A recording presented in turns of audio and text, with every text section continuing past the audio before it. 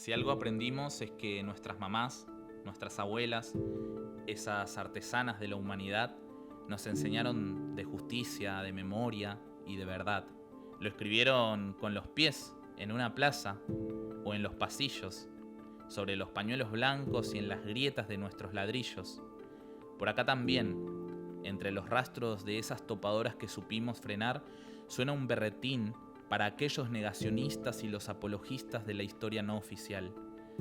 A la familia militar justamente les gritamos, las villeras, los villeros, que no es una opción olvidar ni perdonar.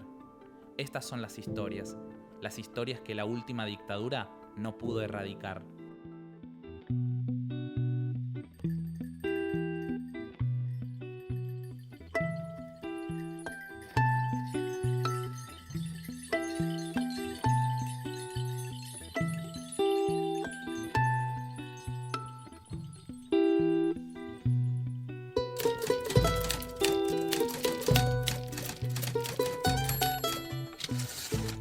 Alfredo Mantecola Ayala coordinó más de 30 villas en Buenos Aires durante los 70. En su voz quedan los resabios de la crueldad, en sus ojos la fotografía de los sótanos de la ESMA y en su justicia la poesía de una generación que todavía lucha. Bueno, estamos con Alfredo Mantecola Ayala. Gracias por recibirnos. Militante histórico del movimiento villero peronista. Montonero. Contanos un poco esa infancia en Villa Uruguay para arrancar. ¿Cómo fue esa pobreza en ese barrio popular? Bueno, mi historia es medio larga, un poco larga, que arranca con mi padre allá en Corrientes. Mi padre era, siempre lo cuento porque ahí nace, da la esencia a mi militancia, ¿no? Mi padre era como un oficial policía que era pero comunitario, digamos, ¿no? Ese policía que iba todos los días, se preocupaba como si los chicos tenían leche para tomar, si solidario. Corría las vacas de la calle, porque estoy hablando de los 40 por ahí. Fue muy peronista, muy de Eva Perón. Y siempre peleaba con gente de Corrientes porque en esa época él no entendía cómo la Fundación Evita no podía llegar ahí. Me contaba historia que la primera y única vez que fue Perón a Corrientes en un barco, no lo dejaron entrar. Y él se castigaba siempre porque él como policía tenía que rodear el puerto y cuidar que eso se cumpliera. Entonces él lo veía con tristeza, como peronista, que Perón saludaba desde el barco a toda la gente que lo saludaba. Y desde esa vez se propuso peronizar Corrientes, me decía. Y era una cosa... Bueno, la militancia es así, vamos sobre sueños que a veces se cumplen y otros no, pero militamos y peleamos por eso, y mi viejo peleaba por eso. Entonces él agarró, bueno, yo era huérfano porque hacía poco que había muerto mi madre, ya yo tendría 5 años, y mi madre murió cuando yo tenía 5 meses.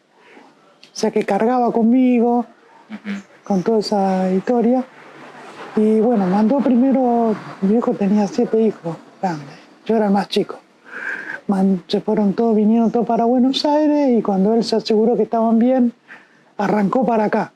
Un sábado recorriendo la Villa Uruguay, que está acá a 4 cuadras, consigue una casa en la villa y ahí nos trajo a todos. Primero estuvo conmigo y después empezó a traer la familia. Y mi viejo se empezó, ¿te imaginas cómo era él, peronista, qué sé yo? Al año ya se había comprado todo, era el del dirigente, donaba para acá, donaba para allá.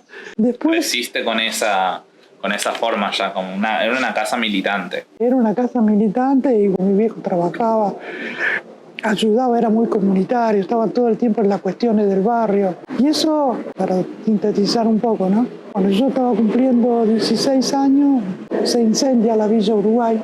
Hubo otros incendios, pero ese fue muy emblemático, sobre todo para mí. Y 70 familias se quedan sin casa.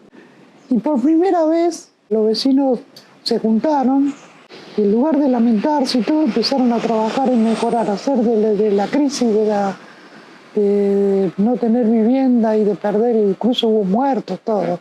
Todo esto en un barrio muy precario, me imagino. Claro, es la villa de muchas necesidades y encima muy controlada por los milicos, digamos, ¿no? Pasaban cada 2 por 3 había una racia, cada 2 por 3 te pasaban los caballos, porque daba la vuelta que hoy hacen con un patrullero, antes lo hacían con los caballos. O acá podés caminar, no sé, 4 o 5 cuadras y podés ir a un chino a comprar y venir, ¿no? En esa época tenía tu propia carnicería, tu propio almacén. Ya se iba del otro lado lo mismo. Era otra cosa. Claro. Ahí si vos tenías colegios alrededor, si vos ese colegio ya no tenía vacante, los chicos ya no podían estudiar en otro lado. Nadie hacía secundario, no porque eran burros, no querían, sino porque no había secundario cerca. Y vos ir a San Isidro al hacer la secundaria y dar la dirección, decir yo vivo en la Villa Uruguay, no te aceptaban. Yo mismo sufrí muchas cosas de esa época. Por ejemplo, una noche, yo cuento en la historia y lo voy a registrar en el libro. A mí una noche, la policía de Bécar, una noche, me llevó 7 veces preso. Me soltaba y me llevaba y me pelaron la cabeza. Había un odio con la juventud, había un odio sobre todo con los jóvenes de la villa. Era común esas prácticas, digamos. Sí. Vos mencionaste recién que estaba yendo a una reunión de la FARC. ¿Esto fue previo al movimiento villero peronista o no? Claro, la FARC después se transforma El movimiento nacional villero peronista surgen después de la fusión de FARC y Montonero. Ahí va, por eso. Después de lo del hecho de Aramburu y todo, que se arma el Montonero. La FARC tenía mucho trabajo territorial. Todos los trabajos, la JUP, la JTP, el movimiento villero, todo era un trabajo territorial impresionante que hacía la FARC. Pero el hecho de secuestrar a Aramburu, una cosa tan sentida por el pueblo en ese momento, por el peronismo, el tipo que no permitía que Perón venga al país, que hizo la ley contra peronista, que no te dejaba cantar la marcha peronista, que te robó el cadáver de Evita, lo más sentido por la gente. Entonces, un grupo comando que se identificaba como Montonero secuestra a Aramburu, le hace el juicio y lo ejecuta, se gana, digamos, ¿viste? Los huevos de decir. Entonces, todos caímos a los pies porque es una identificación impresionante, ¿no? Para mí hasta hoy es un orgullo decir, yo soy montonero. Ahí es donde, en ese momento histórico, es que pasás a formar parte del movimiento villero peronista. Claro, cuando se fusiona, ahí va. Cuando fusiona FARC y Montonero, yo paso a pertenecer primero a la JP. Después se empieza a organizar las villas y ahí Montonero nombra responsable del movimiento para que organice todo y vaya armando todo el movimiento villero. ¿Y eso cómo te catapulta o te lleva a tener reuniones con el padre Mujica? ¿Qué te acordás de eso? Con el padre Mujica fui cuando yo estaba en la FARC y era delegado de la villa. No, con Montonero no, todavía no. Eso fue antes. ¿Te acordás de alguna escena con el padre Mujica? Sí, una muy impresionante que me marcó también. Él había convocado una reunión de delegados barriales de las villas para ver, porque él iba a presentar un trabajo sobre vivienda, ¿no? Y entonces yo fui como delegado de la Villa Uruguay y me fui porque también la organización me ayudó mucho y estaban hablando. Esta reunión en la Villa 31. En la Villa 31, en una casita que estaba al lado de la capilla.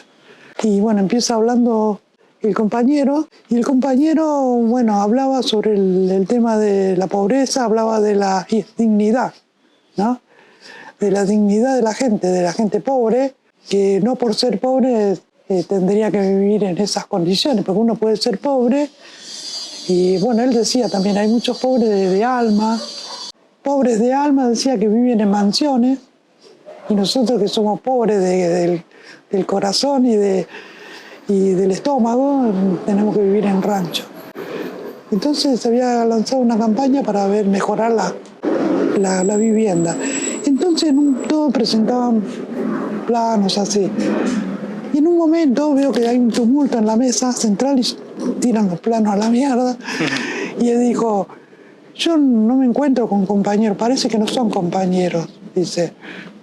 Porque todo lo que me están presentando son casas para pobres, dice, ¿no? Esto lo dice Carlos. Lo dice el padre. Me presentan planos y proyectos para que los compañeros sigan siendo pobres y viviendo como pobres, dijo, ¿no?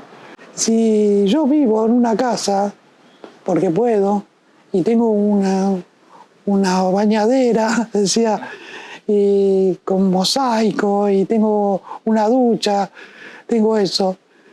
¿Por qué la gente por qué no podemos nosotros aspirar a que estos compañeros tengan esa posibilidad? ¿Cómo le vamos a hacer una casa donde... Una casa pobre para pobres. Para pobres. Había casa que era un cuadrado, ¿viste? Pero por el solo hecho de que tenía, que era de material, los compañeros pensaban que ya era una casa digna. ¿Qué significaba tener 30 villas, más de 30 villas a tu cargo? Ese rol, ¿cuál era la tarea? Para mí era una tarea muy triste, porque yo primero, cuando en el 76, cuando dan el golpe, yo era responsable de 3 o 4 villas por el del distrito, qué sé yo. Claro. Después, en el 77, que empiezan a caer los compañeros referentes de la villa, la organización me manda como para ir a cuidar el espacio del compañero, ¿me entendés? Hasta que la organización decida mandar a otro reemplazante o elegir... Fuiste absorbiendo responsabilidades. Claro. Pero en ese momento el enemigo no nos daba mucho changüí como para decir, aguantó cachito que voy a nombrar a mi responsable acá. Entonces teníamos que ir asumiendo, y por ahí asumiendo sin poder darle respuesta, porque solamente era cuidar el espacio. El peronismo, la juventud peronista, el movimiento villero, estaban en todos los lugares, en todas las villas, eran muy respetadas, la gente tomaban determinaciones en las básicas, ¿entendés? De determinaciones de salud, de trabajo comunitario, de arreglo del barrio. Y entonces, de golpe, ese espacio estaba cayendo, ¿entendés? Estaba cayendo porque el compañero responsable fue secuestrado, fue muerto en combate, o el compañero había que moverlo, ¿no? Porque había que ir a cubrir los espacios. Pero en estas circunstancias los compañeros ya, al ser secuestrados, muertos en combate, ya no volvían. Entonces me iba haciendo cargo de esa realidad. ¿Entendés? ¿Qué se sentía escuchar o saber que ya tus compañeros no estaban? ¿Cómo era eso? ¿Sentías miedo? No, uno tiene miedo, pero sabíamos que había que seguir para adelante, ¿viste? No, ya ni siquiera, mucha gente me preguntaba, me decían, bueno, pero usted vivía en una fantasía. No era fantasía, era compromiso. ¿Cómo vamos a dejar un territorio? ¿Cómo vamos a dejar una familia que está confiando en vos? ¿Cómo vamos a dejar los trabajos por la mitad? ¿Entendés? Es decir, capaz que el compañero cae, lo secuestran y un día anterior tuvo una reunión para continuar el armado de un pasillo, ¿entendés? Y la gente confiaba en su creatividad, en su conducción, porque los compañeros por lo general, que también nosotros internamente ganamos esa posición, que por lo general era un dirigente nacido de ahí, ¿entendés? Claro. Y entonces era difícil que el compañero escape a esas cosas, y es difícil que los vecinos elijan a otro para entonces confiaban. Entonces pensamos que la gente quedaban como huérfana. Lo que vos viviste en la ESMA, me gustaría que puedas describir los aspectos que por ahí consideres más relevantes, porque vos fuiste secuestrado en el 77, en septiembre hasta diciembre del 79, si no me equivoco, Sí. Y después una segunda vez en enero del 80. Sí, sí, en enero 80, hasta julio del 80. Hasta julio del 80. ¿Cómo fue esa primera vez? ¿Qué trabajos te mandaban a hacer dentro de la ESMA? cuando caías en la ESMA, ellos lo primero que buscaban era primero quebrarte y después sacarte toda la información rápida. Porque nosotros habíamos hecho prácticas, estudiado formas y ido a cursos, todo, para ver cuál era la cosa en la que vos podías más resistir y qué era lo que había que cuidar, ¿no? Lo primero que había que cuidar era al pueblo y sus organizaciones. Entonces vos no podías cantar nada de esa cuestión. Después cuidar a los compañeros, porque el militante cuesta al pueblo, ¿no? Y era lo primero que los milicos querían, que cantes los nombres. Lo primero que querían era destruirte a vos, ¿entendés? Sacarte todo ese compromiso, toda esa cosa que tenía, ¿no? Bajarte lo más. Nosotros caíamos y te ponían un número. O sea, te sacaban toda la identidad. Yo por 3 años no fui Alfredo. O sea, que al último yo me olvidé quién era. Una vez me salvo por una equivocación, me salvo de ir a los vuelos de la muerte. Pues yo ya estaba trabajando ahí abajo en el sótano. ¿Qué hacías ahí? En el sótano hacía trabajo de todo negro villero. Trabajo de albañilería, pintura. Y nosotros hicimos una reforma ahí en el sótano, tiramos todo lo que en enero del 78, tiramos todo lo que era el sótano, que eran 3 oficinas y 2 cuartitos de tortura, y después era todo así. Desarmamos todo eso y empezamos a hacer varios lugares, varios espacios para el 80% sede del Mundial, 78, y otro porcentaje era porque a Macera se le había metido en la cabeza de que él podía reemplazar a Perón y que no iba a usar a todos los que estaban ahí adentro como su referente, como su militante, ¿viste? Como sus asesores. Entonces había creado un diario que se llama Convicción, creo, Convicción Ciudadana, no sé qué. Y ese diario lo hacían y lo diagramaban ahí, y en las imprentas de la ESMA hacían las planchetas. Obligaban a otros a escribirlo, me imagino. Sí. Claro, los compañeros hacían y venían gente de afuera a colaborar. Yo ahí en el Mundial 78 vi al famoso José María Muñoz, lo vi ahí adentro, porque ahí se hacía todas las cartillas de todos los informes del Mundial. Era como una subsede del ente autárquico, Mundial 78, que había en Capital, en la calle Cerrito. Ahí era como una subsede en la... Entonces ahí iban a buscar lo que Macera quería que se diga. Iban a buscar los informes. Claro. Y ahí veían gente que venían de afuera. Por eso nosotros estamos reclamando que haya un juicio que hubo como un apoyo civil a la dictadura. Sí, y vos recién dijiste que te salvaste de los vuelos de la muerte y te llevé para otro lado, pero ¿cómo fue que te salvaste de eso? Y bueno, yo ya estaba trabajando, estaba durmiendo en mi cubículo. Era engrillado. 2 años engrillado. Los 3 años engrillado. Los 3 años. Inclusive creo que en la Isla del Silencio hubo días que estaba engrillado. Sí, porque una vez me enredé con un árbol que casi me tira la mierda. Y como a las 12 de la noche, estaba dormido, cansado ahí, me patean la cabeza y me dice 474, parate. Y cuando me paro, me pone otra esposa, yo lo tenía para adelante, me lo pone para atrás, me lo pone para adelante y me pone otra esposa, de verde. Y me pone en una fila, ¿entendés? Y yo ya sabía que eran vuelos de la muerte, así que dije, bueno, me llegó mi hora. Te juro que me agarró una angustia, era estar cerca de la muerte, lo peor que hay. Y todo esto encapuchado. Claro, todo encapuchado. Me hace poner en la fila india, y empezaron a buscar otro, y en eso que estaban buscando se escucha una voz de... Ellos tenían un responsable que le decían Don Pedro. No, Pedro. Pedro. Le decía Pedro porque era y el que tenía todas las llaves de todos los grilletes, de todas las cipó. Le decían Pedro por San Pedro, de la llave. Mira. Y entonces pasa al lado mío y le dice, pero este es 474. Y yo te dije 747. Y yo escuché eso, digo, me salvó este boludo. Y bueno, y me salvé eso, me salvé. ¿Cómo te escapaste la primera vez y la segunda vez de la ESMA?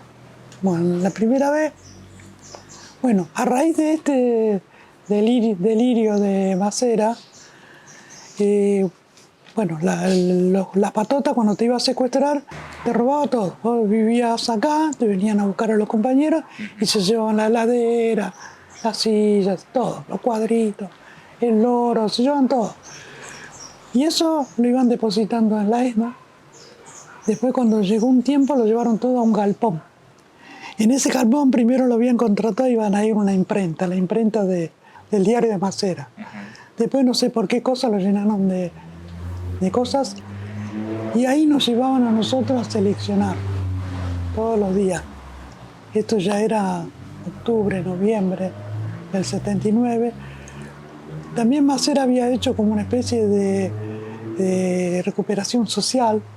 Él decía adentro que todo aquello que querían salvarse de no ir para arriba y que él veía que tenía interés en colaborar en él como figura. Como figura, y que no te decía, bueno, vos vas a trabajar por mí, nada, no te preguntaba, pero era por eso. Y lo que ellos veían que más o menos ya habían sacado todo, que habían dado todo para ellos, la información, y que era más valioso tenerlo que matarlo, entonces nos mandaban a hacer ese trabajo. Y bueno, y así estuve. Nos llevaban todos los días desde las 7 de la mañana, nos despertaban, nos pegaban un baño, nos desayunaban y nos metían en una camioneta, engrillada y todo, y nos traían hasta el galpón. Y como era un barrio común, y ellos no lo tenían visto, digamos, nos bajaban en la puerta del galpón, y era un galpón grande. Entonces, antes de bajarnos de la camioneta blanca, nos sacaban los grilletes, nos sacaban las esposas, todo, y nos empujaban, ¿entendés? O sea que hacíamos 2 metros libres. Nosotros teníamos libertad. Bueno, así 2 meses nos llevaban, nos iban a buscar a las 6, 7 de la tarde. Bueno, y un 2 o 3 creo que en diciembre se le echa a perder la camioneta. Nos trajo, pero cuando nos van a buscar a las 4 o 5 de la tarde... No llega. No llega la camioneta, no llega. Y nosotros le esperamos con Vichy, otro compañero, Villero también, que vive acá cerca. Y no venía, y nosotros nos arrimamos al portón. Abrimos la puerta, nos sentamos en la vereda. No pasaba nada. No pasaba nada, ¿viste? Los tipos... Y el responsable del galpón de ellos salió a mirar. Pero si nos vio sentadito en la vereda, se metió. Cuando yo lo vi, que se metió, me paré. Y te fuiste. Y le dije a Vichy, yo me voy. Y Vichy dice, no, boludo, me van a matar a mí. Bueno, jodete, boludo, yo me voy. Vámonos. Claro. Y así que agarré y caminé, no sé cuánta cuadra, hasta la Panamericana. Caminé, llegué a la Panamericana, miraba todo el tiempo atrás, no venía nadie. Y paré un 21 y no te imaginás que no tenía documentos, no tenía plata, no tenía nada. Estaba vestido normal, pero... Entonces subí y le dije al chofer que... Me acuerdo porque el chofer había sacado el boleto, ¿te acuerdas que era ese boletito? Sacó el boleto y me iba a dar, le digo, no tengo plata porque me asaltaron recién ahí. Y no tengo plata, no sé qué puedo hacer, ¿me llevas? O me siento acá. Ya estaba todo jugado, ¿viste? Y sí, ya fue. El tipo me dice, bueno, sentate, pero si viene el chancho, vos te tenés que bajar. Así que me bajé en Liniers. Y ahí te fuiste a... Y ahí Liniers me tomé el que ahora es 174, que va a la casa de mi hermana. Mi hermana me buscó los 3 años. Mi hermana, la verdad, era como una madre para mí. Y me fui. Llegué como a las, no sé, creo que era como las 10 de la noche.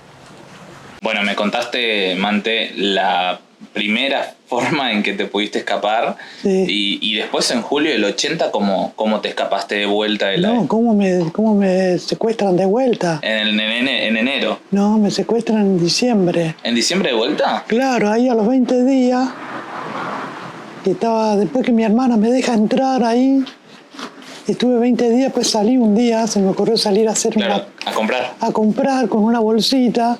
Iba llegando a la esquina y veo que había un Renault blanco, que yo lo conocía, un Renault 12 blanco, y un muchacho corpulento así rubio de ojos celestes, y yo lo conocía también, era un Gustavo. Un Gustavo le decían a los secretarios de ahí de Macera.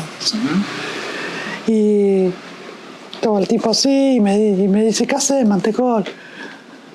Y yo, bueno, me di cuenta que era él, entonces le digo, ¿qué haces? ¿Cómo te va? ¿Viste? Para ganar tiempo. Y me dice, el jefe te está esperando, ya dice que te fuiste sin despedirte. Me dice, ¿viste? Y le digo, no, pero yo antes de la fiesta lo hubiera a saludar seguro, decía yo. A todo esto yo iba retrocediendo para atrás, ya buscando forma de escapar, para rajarme, claro. ¿Viste? Y me dice, no, pero te podemos llevar ahora y después te traemos más tarde. Y bueno, de golpe que voy para atrás, me choco con un tipo corpulento así, y me agarra de los brazos, medio como que me levanta para arriba, y me empuja y me lleva adentro del auto, abre el auto, el Gustavo, y me tira ahí adentro. Ni tiempo a gritarme, entonces sube el corpulento, el otro sube al volante, y este me pone la pata en la espalda y me empieza a pegar así. Como a 2 cuadras se suma otro coche que seguramente era de apoyo, y ahí a la ESMA. ¿Fue con más saña esta vez? Sí, y llego a la ESMA y me ponen doble grillete, doble esposa, me ponen un cosito acá tipo anteojito de tela y la capucha, y directamente me tiran la capucha, y ahí estuve tirado durante un día. Después me llevan a Los Jorge, que era un lugar donde esto tenía las oficinas, y así como estaba todo mugriento, todo, llama a un guardia y le dice, bueno, fíjate qué es lo que se ganó. Entonces el guardia trae un palito así de plástico y me empieza a pegar por todos lados, ¿viste? Ese palito de plástico lo que hacía era que te dejaba marca, pero por dentro. O sea, vos veías que estaba todo hinchado, pero la marca estaba por dentro. ¿Lo de la voz? Lo de la voz es porque me estaba torturando Mariano, el interrogador. Ellos tenían un interrogador oficial. ¿Esto en la primera vez que te atraparon o en la segunda? No, ahí nomás al toque que me secuestran, la primera vez. A los 2 o 3 meses. Me estaban torturando y él me decía cantar, y quería saber una cita. Y la cita ya estaba levantada porque nosotros teníamos como mecanismo que las citas duraban 5 o 10 minutos, ¿entendés? Y por seguridad de todo el mundo levantaban la cita. Uh-huh. La cita era, si era móvil, pues tenía que pasar por un lugar y había un compañero que te veía, ¿no? Uh-huh. Y ese compañero tenía 5 minutos para verte. Si vos no pasaban esos 5 minutos, el compañero se iba. Entonces ellos querían que yo cante quién era el que me controlaba a mí. Claro. Y yo hice tiempo y el compañero se fue. Y yo no tenía forma. Es decir, primero que no lo conocía. Y después que ya se había ido el compañero. Entonces no podía cantar. Uh-huh. Y el tipo insistía, pues dice, bueno, me cagaste porque vos sabías y no me lo dijiste. ¿Por qué no cantás? Entonces agarró, me apretó acá, me dijo, bueno, como no me cantaste, no va a cantar más. Y me metió 220 acá en la garganta. Estuve, no sé, como 6 meses con que yo pensaba adentro que era una cosa así, que tenía como hinchada la boca. Y no me dieron 220, porque si me hubieran dado 220 estaría muerto. Pero sí me dieron bastante como para destruirme la garganta. Así que a partir de ahí ya No era un cantante, pero podía tener mejor voz. ¿Hoy en día seguís recordando escenas o soñás con momentos tan horribles como esos que describís? No. Recuerdo todo lo que yo declaré 5 veces en los juicios. Uh-huh. Y declaraciones de 5 o 6 horas, digo. Claro. Pero no tengo yo no es que sueño a la noche y... Claro. ¿Qué pensás que en los 2 secuestros y demás los milicos no te mataron? ¿Por qué no me mataron? Y seguramente les sería útil para algo. Porque hubo muchos compañeros que por menos lo mataron. Uh-huh. ¿No? También era como una demostración de poder. Para vos, para tu familia, para todo, para ver, te tenían a vos ahí. Mi familia sabía, de última, que ya estaba en la ESMA. Uh-huh. ¿Entendés? Pero mi familia también estaba secuestrada. Con el miedo. Claro. Y después creen que tienen un poder sobre vos, porque todo el tiempo te dicen, vos vivís gracias a mí. Tremendo. A mí me martillaron 2 veces un arma, me pusieron la bolsa, me hicieron un simulacro de que me metían en una pieza y me quemaban vivo. Todas esas cosas, ¿viste? ¿No? Y eso no era porque lo iban a hacer, sino era para demostrar poder. ¿Qué opinión tenés, yendo un poco a lo presente, de una vicepresidenta como Villarroel que dice que, bueno, ella entrevistó a muchas personas, muchos milicos, que bueno, hablan de unas víctimas de los montoneros también que no tuvieron ningún derecho humano, que no tuvieron justicia? Ella lo que hace con eso es buscar adeptos. Ella tiene compromiso con los genocidas, ¿entendés? Que de ninguna otra manera van a salir. No hubo una guerra entre el ejército o las Fuerzas Armadas y los guerrilleros. Hubo una pelea entre los genocidas, asesinos, porque son asesinos, violadores, hay familias enteras destruidas, porque por cada compañero que está desaparecido hay una familia, hay una abuela, un padre. Mi viejo murió triste. Cuando me vio por primera vez, a partir de ahí empezó a morir mi viejo. Le empezaron a agarrar todas las enfermedades y murió. Pero mi viejo murió de eso. Entonces hay cientos de miles de familias destruidas, toda una sociedad. Y eso no lo hicieron en el ejército, no lo hizo militares. Uh-huh.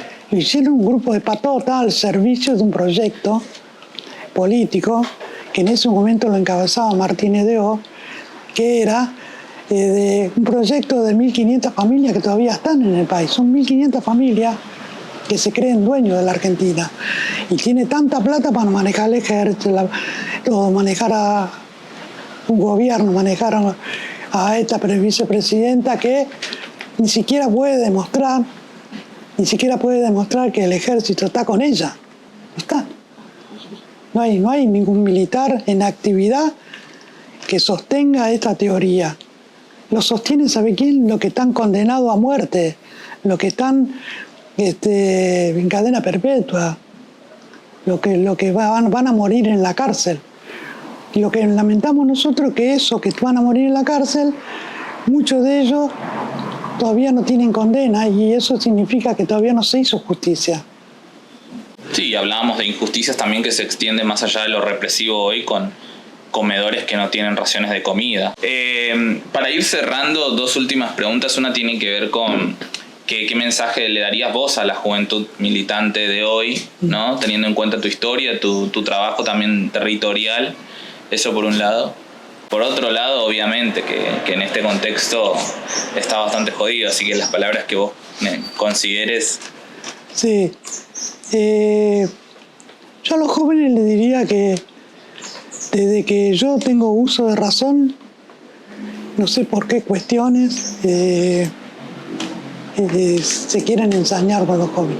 No quieren, porque todo, no hay, salvo el peronismo, ¿no? Salvo cuando hay gobiernos populares, pero todo lo primero que hacen es destruir a los jóvenes, porque es como que hay una sociedad, no sé cómo decirle, como hay como un reglamento o algo, de tener cuidado con los jóvenes porque son los que traen futuro, ¿no? Son los que traen conocimiento. Yo no sé manejar un celular, pero le doy a mi hijo y me hace una televisión, ¿entendés? Es porque vienen con esas cosas. Y a eso le tienen miedo los que son pobres de cabeza. Y eso hay que tener cuidado.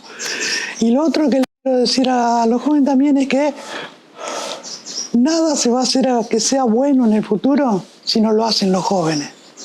Entonces, si queremos ver un país joven, no queremos ver a una familia feliz, nuestra familia, si queremos ver nuestros barrios dignamente organizados y realizados, si queremos ver nuestras fábricas llenas de padres y vecinos laburando, tenemos que movernos nosotros, ¿no? Pero no movernos ni para tirar piedra ni para nada, sino para poner en la mesa nuestro valor dignamente, nuestra lucha. Entonces creo que hay compañeros que, bueno, dicen, no cuesta esto, ¿qué vamos a hacer? No, hay que ir y salir y sacar, ¿entendés? En los 70 hacíamos eso. Nosotros queríamos asfaltar un pasillo porque el pasillo era una zanja. Nuestra vieja no nos podía sacar para ir al colegio porque era una zanja. Bueno, entonces, pero íbamos a pedir que nos asfalte. ¿Quién no va a venir a asfaltar un pasillo? Lo teníamos que hacer nosotros. Entonces había que organizarnos y si no había material teníamos que salir a buscar el material. ¿Entendés? Vos entras a una villa y hay pasillos hechos de cualquier material. Y eso es corazón, porque me emociona, ¿verdad? Porque el pasillo está demostrado que lo hace la gente. Entonces, eso es lo que vale. Y donde tiene mucha influencia es la juventud. Yo tengo mucha esperanza en la juventud, ¿no? Mante, ¿valió la pena? ¿Valió la pena tanta lucha? Todavía vale la pena porque yo voy a seguir luchando. Ahora empieza la otra etapa.